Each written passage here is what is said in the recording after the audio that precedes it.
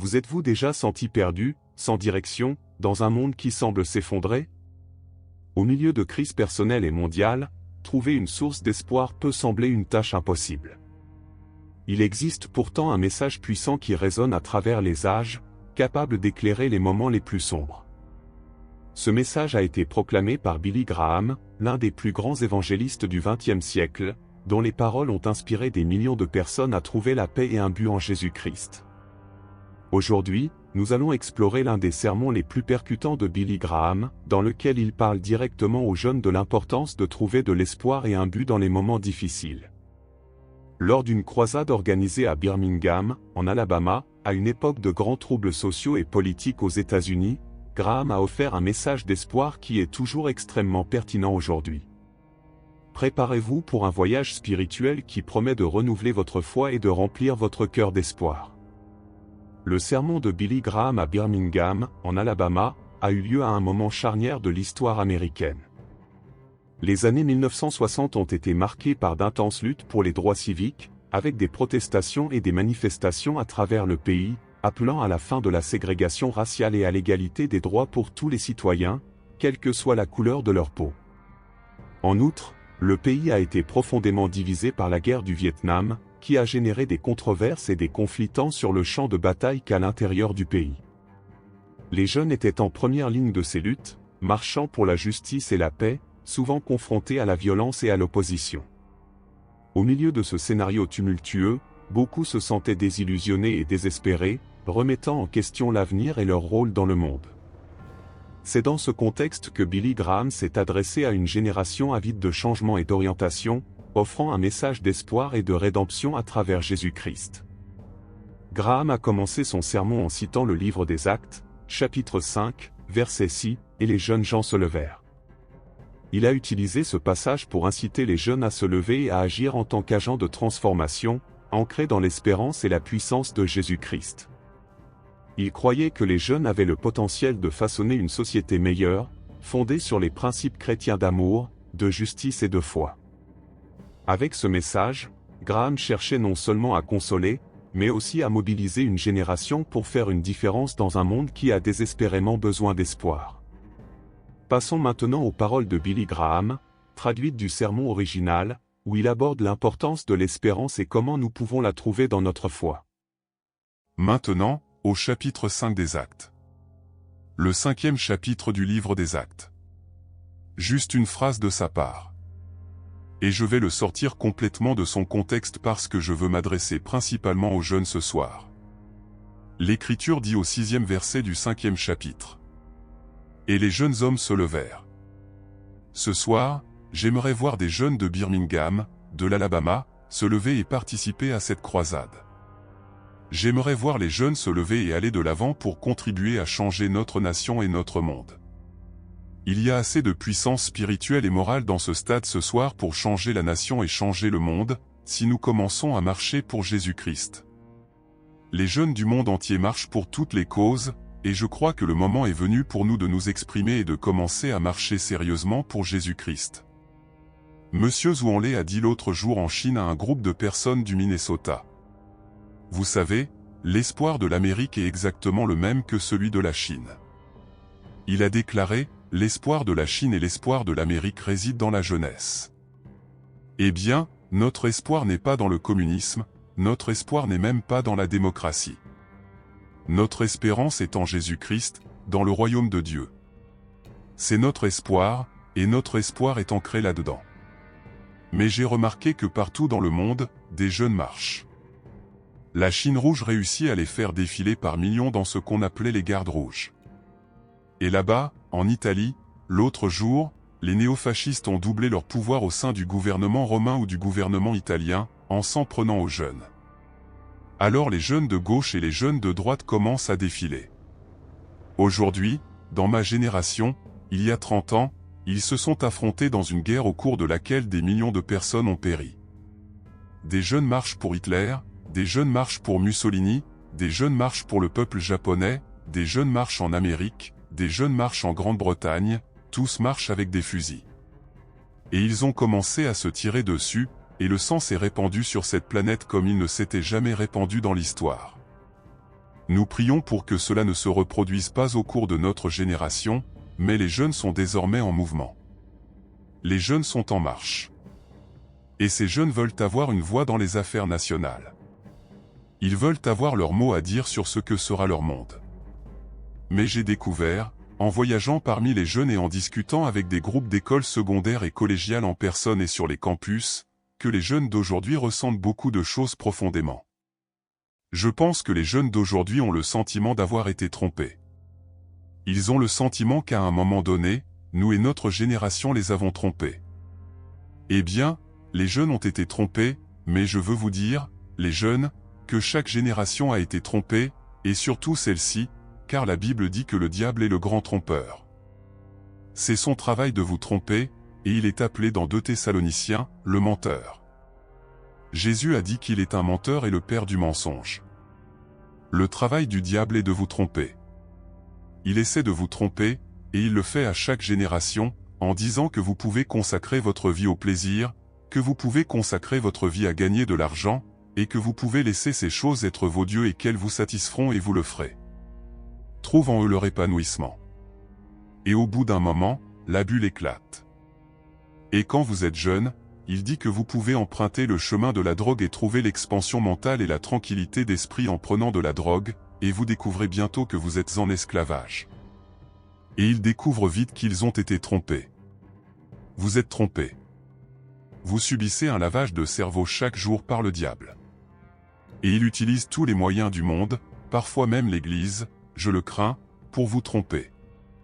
Et parfois, l'Église est coupable de les éloigner du vrai Jésus, du vrai Christ, qui peut pardonner et satisfaire, changer et transformer, et qui vient vous aimer, vous tenir la main et être votre ami. Le diable veut vous tromper. Il est appelé dans la Bible, le trompeur. Vous voyez, il a trompé Ève dans le jardin d'Éden. Il l'a trompée en lui faisant croire que si elle mangeait ce fruit que Dieu avait interdit, elle deviendrait comme Dieu. Il a dit, tu ne vas pas vraiment mourir, il n'y a pas de jugement, il n'y a pas d'enfer. Et elle l'a cru. Elle a cru au mensonge. Ainsi, la première génération de personnes qui ont habité cette planète a été trompée. Et la chute de l'homme de Dieu a commencé par la tromperie du diable. Et Satan vous trompe dans cette génération, et après un certain temps, vous pourriez réussir. Vous pouvez atteindre le sommet. Mais il y a une solitude, il y a un vide, vous découvrez que le pouvoir que vous vouliez, l'argent que vous avez gagné, le glamour que vous aviez, ne vous satisfont pas complètement. Eric Segal, qui a écrit A Love Story, a été récemment cité dans le journal comme disant « Je ne peux pas dire où je vais, mais j'imagine que où que ce soit, je serai seul. » Jésus a dit que le matérialisme sans Dieu est désastreux. Il dit « Comme il est difficile à ceux qui possèdent des richesses d'entrer dans le royaume de Dieu. » Il dit « Méfiez-vous de la convoitise, car la vie d'un homme ne dépend pas de l'abondance des biens qu'il possède. » Le diable dit « Tout ce dont vous avez besoin c'est de sécurité du berceau à la tombe et vous serez heureux. » Je me souviens d'une fois où l'archevêque de Cantorbéry a dit « Vous savez, nous, dans l'Église, avons travaillé dur pour l'État-providence, et nous y sommes parvenus, mais nous avons constaté que cela n'apportait pas le bonheur et la paix au cœur de notre peuple. Il y a quelque chose de plus. Vous êtes peut-être riche, mais si vous êtes sans Dieu, qu'avez-vous? Tu n'as rien. » L'apôtre Paul a écrit à Timothée et a dit « Dites à ceux qui sont riches des biens de ce monde de ne pas s'enorgueillir. Ne placez pas vos espérances dans les choses incertaines que l'argent peut acheter, placez vos espérances en Dieu. » Jésus a dit « Cherchez premièrement le royaume et la justice de Dieu, et toutes ces choses vous seront données par-dessus. » Mettez Dieu en premier. Dieu s'occupera du reste. Mais si vous accordez la priorité à l'argent, au plaisir et au pouvoir, vous serez trompés. Vous finirez vide, vous finirez les mains vides, et cette génération de jeunes, capable de s'exprimer plus que n'importe quelle génération, du moins en Amérique et dans certaines parties de l'Europe et dans certaines parties du monde, vous êtes largement incapable de vous exprimer du monde oriental. L'ancienne génération, alors qu'en fait l'ancienne génération a également été trompée, et nous avons été trompés par une puissance surnaturelle appelée le diable. Alors rejetons la faute là où elle se trouve, sur le diable. Et deuxièmement, je trouve que les jeunes, partout où je vais, sont frustrés par l'échec. Vous savez, la dépression peut devenir très grave à l'adolescence. Entre 16 et 22 ou 23 ans environ, on peut vivre de terribles périodes de dépression, un sentiment d'insécurité. Vous n'avez pas encore complètement quitté l'enfance. Vous n'êtes pas encore pleinement entré dans la maturité et dans l'âge adulte. Et l'inexpérience peut provoquer une grande dépression. Et dans notre génération, où nous avons tellement de temps libre, on ne peut s'inquiéter de rien. S'ils n'ont pas de but, de raison, de but ou de sens à vivre, ils peuvent se préoccuper de rien et devenir complètement vides. Et cela les rend déprimés. Parfois, vous êtes déprimé et parfois vous avez un trip d'ego. Et vous essayez de vous montrer et de montrer que vous êtes des hommes d'une manière ou d'une autre, en faisant des choses excentriques pour tenter de gagner votre place sous les projecteurs de votre petit monde. La Bible dit que nous sommes pécheurs. Maintenant, vous savez, ma génération et moi n'avons pas réussi à vous transmettre la vérité. Quelle est la vérité? La vérité est que vous avez hérité d'une maladie mortelle. Et cela les tuera. Cette maladie s'appelle le péché. C'est une maladie spirituelle, et la Bible dit que le résultat, le salaire du péché, est la mort. Maintenant, nous ne pouvons pas transmettre cela. J'ai lu le livre Nicolas et Alexandra, qui a été adapté au cinéma. C'est l'histoire des jours précédant la révolution russe, lorsque Nicolas était sur le trône de la Russie impériale. Et ils ont eu un petit garçon, un petit prince. Et il était malade. Quand il était blessé, il saignait et il ne pouvait pas arrêter le saignement. C'est ce qu'on appelle la vraie maladie, et certaines personnes sont touchées, et le porteur, si je comprends bien, passe par la femme. Et ici, la reine Alexandra, l'impératrice, se sentait responsable et portait cette terrible culpabilité. Cela l'a amené à rencontrer un faux prophète, un faux prêtre nommé Raspoutine, l'un des personnages les plus vilés et les plus pervers de l'histoire. Et cela a conduit à la destruction de la Russie et à la montée du communisme. Il y avait beaucoup de choses qui n'allaient pas en Russie. Je n'aborde pas la partie politique pendant cette période. Je dis juste que ce petit garçon avait une maladie. Et parce qu'il souffrait d'une maladie héritée de sa mère, cela a finalement conduit à une série d'événements qui ont conduit à l'un des plus grands moments historiques de l'histoire du monde. Maintenant, vous avez une maladie. Il n'existe absolument aucun remède à votre maladie. Cela vous tuera tous. Il est déterminé que les hommes meurent une fois. Il n'y a qu'un seul remède possible, un remède total. Et c'est pourquoi Jésus-Christ est descendu sur cette terre. Il est venu et a versé son propre sang afin que Dieu puisse vous guérir. C'est le seul remède contre la maladie dont nous souffrons tous. Vous l'avez, que votre visage soit noir, blanc, brun ou jaune, quelle que soit la langue que vous parlez, que vous parliez avec un accent du nord ou du sud, quoi que vous soyez, qui que vous soyez, vous l'avez. Et cela les tuera. Cela les tuerait physiquement. Tu vas mourir. Cela les tuera spirituellement, car lorsqu'ils mourront, leurs âmes partiront pour l'éternité, perdues et séparées de Dieu, selon les enseignements de Jésus. Ils seront également errants et dans les ténèbres, perdus de Dieu, perdus de leurs proches, perdus de tout ce qui est bon et beau, juste et saint. Jésus a décrit cette situation comme un enfer. Vous êtes nombreux ici ce soir à être des âmes perdues, vivant en enfer maintenant, ou en enfer sur terre. Mais si vous êtes en dehors de Jésus-Christ, la Bible dit que vous êtes infectés par cette maladie. Le salaire du péché, c'est la mort. L'âme qui pêche mourra. Vous êtes sous le coup d'une condamnation à mort, en attente d'exécution. Il n'existe qu'un seul remède, un seul sérum, un seul médicament qui fonctionnera. Dieu le garantit. Je sais que cela fonctionnera, cela a fonctionné à chaque génération pour des dizaines de milliers de personnes qui ont placé leur confiance et leur foi en Jésus-Christ. Cela fonctionnera dans votre cas ce soir si vous lui faites confiance. Oui, vous pouvez ressentir un sentiment d'échec. Alors, quand vous ressentez ce sentiment d'échec, que faites-vous? Certaines personnes se tournent vers le sexe. L'autre jour, j'ai lu dans le journal que Billy Graham disait que le sexe était un péché. Ce n'est pas vrai. Je n'ai jamais dit ça de ma vie.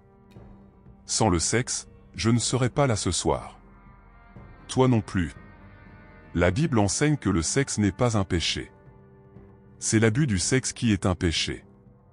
Quand on l'utilise à tort.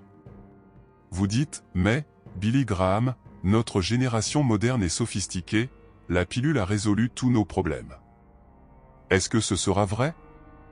Alors pourquoi le taux d'illégitimité par habitant est-il 5 fois plus élevé aujourd'hui qu'il y a 20 ans? Pourquoi les maladies vénériennes prennent-elles désormais des proportions épidémiques dans tout le pays, jusqu'à devenir l'une des principales maladies à traiter aux États-Unis? La Bible dit de fuir la fornication. La Bible dit qu'il est mal d'avoir des expériences sexuelles en dehors du mariage. Disons-le tel qu'il est, disons-le comme le dit la Bible. Vous n'êtes peut-être pas d'accord avec cela, je ne vous demande pas d'être d'accord avec cela. Je n'essaie pas de vous imposer cela, vous pouvez vous faire votre propre opinion. Je dis que cette Bible dit que les relations sexuelles en dehors du mariage sont un péché. Et la Bible dit que si vous commettez ce péché, vous en paierez le prix dans votre corps, dans cette vie et dans la vie à venir. C'est un péché. Il y a donc des milliers de jeunes dans cet état d'échec et dans cet état d'échec qui se suicident. C'est aujourd'hui la deuxième cause de mortalité sur les campus universitaires, le suicide. Certains se tournent vers la drogue. Saviez-vous que j'ai lu l'autre jour que 6% des jeunes Américains expérimentent désormais des drogues dures? J'ai beaucoup de difficultés à y croire. Et il n'y a pas de remède. Le gouvernement américain dépense en moyenne 65 000 $ pour tenter de soigner un toxicomane. Et nous n'avons qu'un taux de guérison de 1%. Et ils viennent d'être arrêtés. C'est dire à quel point ce trafic de drogue est dangereux et terrible. Pas seulement en Amérique, mais en Europe et dans le monde entier. Mais c'est une chose étrange. En Chine, on dit qu'il n'y a pas de drogue. Les jeunes n'y consomment pas de drogue. Bien sûr, ce n'est pas autorisé. Mais ici en Amérique, avec toute notre liberté, nous sommes confrontés à un fléau. C'est comme un cancer qui pourrait détruire notre société. En fait, la Bible insinue qu'il viendra un temps où une nation entière sera droguée. Il ne dit pas Amérique, il ne mentionne pas le nom de la nation, mais il dit que la nation sera droguée. Et nous deviendrons mous au massacre, comme Rome l'était dans ces derniers jours. Drogue. Et puis il y a la solitude. Les jeunes éprouvent un sentiment d'échec et se sentent donc très seuls. Un acteur a écrit dans un magazine national la semaine dernière, « J'ai atteint le niveau 0 ». Il a dit, vous savez, je monte sur scène et je joue ou je passe devant la caméra et je joue, et ils pensent que je suis un gars formidable. Il a déclaré, j'ai été nominé pour un Oscar. J'avais tout l'argent qu'un homme pouvait gagner. Mais quand je rentre à la maison, j'enlève le masque et je suis l'homme le plus seul du monde. Il a dit, si seulement j'avais la main à tenir de quelqu'un qui m'aime vraiment. Je veux dire à cet acteur ce soir, s'il regarde, tu peux tenir la main de Jésus. Il vous aime. Il vous pardonnera, il viendra et sera votre ami qui est plus proche qu'un frère. Il veut venir tenir ta main solitaire ce soir. Il veut venir donner un but et un sens à votre vie. Je pense donc que les jeunes recherchent un défi. Ils veulent quelque chose qui les défie. J'ai vu, vous savez, nous lisons beaucoup sur les jeunes hommes qui vont au Vietnam, et j'y suis allé plusieurs fois et je leur ai parlé, et j'ai entendu un jeune homme interviewé à la télévision l'autre soir, et il était pilote sur un de ces porte-avions. Et il a répondu, non, monsieur, je n'ai pas été enrôlé. Je suis ici par mon propre choix. Je veux être ici. Et ils ont demandé, eh bien, pourquoi veux-tu être ici? Eh bien, il a dit, je veux servir mon pays, mais vous savez, j'aime son audace. J'aime le défi. Et vous savez, nous aimons les défis. C'est l'une des raisons pour lesquelles nous aimons le football. C'est l'une des raisons pour lesquelles nous devenons fous de sport. Nous aimons les défis. L'homme est fait pour relever un défi. Pourquoi ne pas également lancer un défi spirituel? Un défi pour changer la vie des hommes et des femmes. Enlever la solitude, enlever le péché et la culpabilité. Pourquoi ne pas vous mettre au défi de suivre Jésus-Christ et de changer le monde avec amour plutôt que haine? Quel merveilleux défi nous avons ce soir! Et puis, finalement, j'ai découvert que les jeunes du monde entier, du moins dans le monde où j'évolue parmi les jeunes, croient. Quelque chose en quoi il faut vraiment croire. Quelque chose qui est intellectuellement logique. Quelque chose qui satisfait leur cœur et leur fait vivre une expérience. Pas une expérience de drogue, mais une expérience spirituelle qu'ils peuvent vivre au quotidien. Eh bien, je veux vous dire que si vous venez à Jésus-Christ, vous l'avez trouvé. Parce que quand vous venez à Jésus-Christ, cela est logique et logique. Cela satisfait l'intellect, même si vous ne pouvez pas venir à Christ uniquement intellectuellement. Parce que votre esprit a été affecté par le péché et votre jugement a été déformé par le péché, et vous devez venir avec une foi simple, comme un enfant. Mais vous avez aussi une expérience. Vous pouvez ressentir Christ, vous pouvez expérimenter Christ. Et quelle chose merveilleuse, toute la journée, d'avoir un pouvoir sur vous, une force sur vous, une lueur sur vous, quelles que soient les circonstances, peut-être dans une chambre d'hôpital ou où que vous soyez. Et vous pouvez surmonter ces sentiments de désespoir, de dépression et de désavantage physique grâce à une puissance plus grande, la puissance du Saint-Esprit qui vient vivre en vous. Oh, je veux vous dire, il y a des moments où je sens le Christ si proche que j'ai l'impression d'être là en train de danser. Il y a des moments où j'ai envie de crier « Alléluia ». Et puis il y a d'autres moments où Christ, je ne peux même pas toucher Christ. Je ne le sens même pas, et ma mère est ici ce soir, et je me souviens que quand j'étais à l'école, je lui ai écrit un jour, il y a de nombreuses années, et je lui ai dit, « Maman, tu sais, ces dernières semaines, je n'ai pu aller nulle part dans mes prières et je ne ressens pas le Christ. » Et elle a dit, « Fils, tu as accepté Christ comme ton sauveur, et que tu aies ou non des sensations, les moments où tu ne ressens rien sont les moments où il peut être le plus proche. Parce que c'est le moment où vous devez marcher par une foi absolue, et Dieu vous teste peut-être. Comme c'est merveilleux d'avoir une foi en laquelle croire, une foi qui peut changer le monde, et certainement une foi qui peut changer le monde pour vous et votre vie. Je me suis manifesté ainsi lors d'une réunion un soir, il y a de nombreuses années. Et j'ai commencé dans une toute nouvelle direction.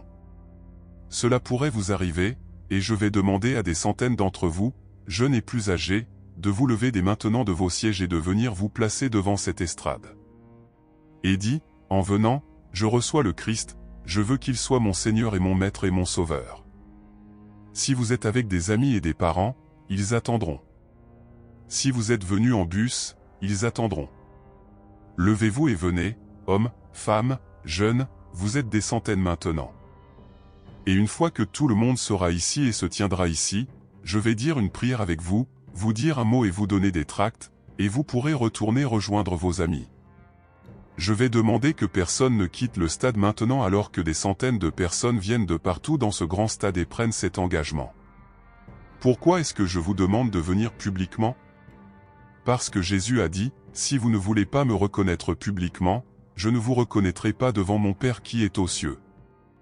Et ici se termine cet incroyable message où Billy Graham, avec ses paroles puissantes et pleines de foi, nous rappelle que, même en période de grands défis et d'incertitudes, il y a toujours une source d'espoir en Jésus-Christ.